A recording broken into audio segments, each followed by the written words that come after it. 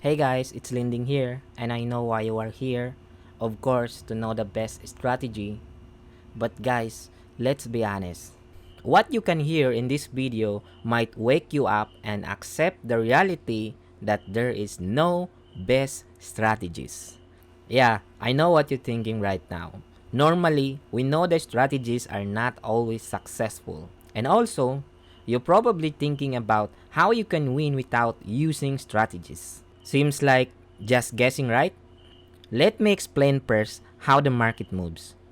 Let's say the buy position has 70% volumes, then the sell side only 30%.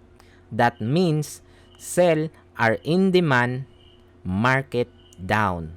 So, imagine what will happen if you are using a strategy that 70% of traders are in the same trades as you.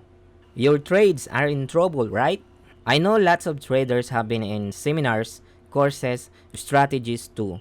And if you are still using that strategy and your trading status right now is still in recovery, I guess you already know the reason. Before this video ends, this is my advice, especially to the newbies who are in the stage of high risk. Please try to analyze to where most traders are going in and counter it. Be unpredictable always. If you have more questions, just comment below. Happy trading everyone.